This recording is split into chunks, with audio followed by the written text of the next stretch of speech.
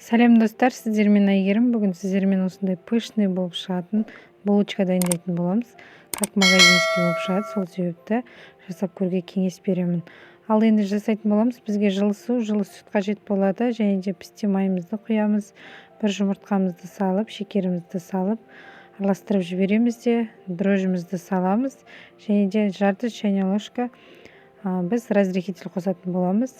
Сосын бар ұнымызды салып, қамыр илейтін боламыз.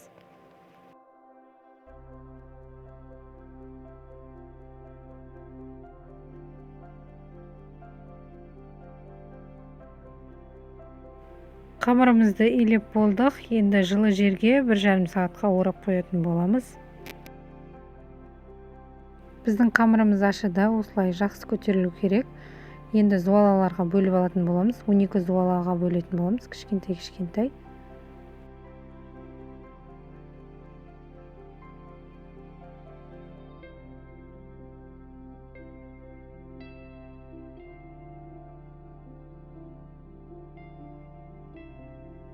Барлық бөліп алған зуалаларымыз осылай домалақ пішінге келтіретін боламыз. Міне барлығын келтіріп алдық. Енді булочкамызды формаға келтіретін боламыз. Осылай булочкаларымызды ұзына бойы жаятын боламыз. Сосын барып тура видеода қалай жасадым, солай етіп жасасаңыздар болады. Немесе кез келген өзіңіз білетін формада жасай берсеңіз болады.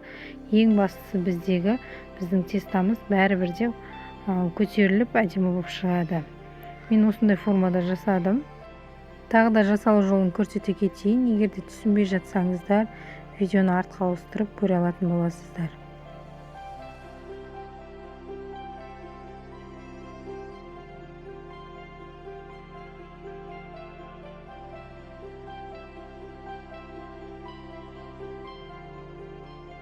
Міне булочкаларымыздың бәрін жасап алдық. Енді пищевой кремкамен бетін жауып, ровно 45 минутқа қоятын боласыздар. Біздің булочкаларымыз көтеріліп шығады. Міне біздің булочкаларымыз көтеріліп шықты. Енді бетіне жұмыртқа жағып шығатын боламыз. Барлығына жұмыртқа жағып болсақ, кішкене бетіне шекерден сеуіп жібердім мен. Немесе мак, немесе күнжіт сепсеңіздер де болады. Енді қызып тұрған печкемізде 180 градуста пісіріп алатын боламыз. Міне достар, біздің булочкаларымыз өте керемет болып шықты. Жұмсақ, тура магазинский болып шығады. Сіздер де жасап көріңіздер. Видео ұнаса каналыма жазылуды ұмытпаңыздар. Сіздермен болған Айгерім.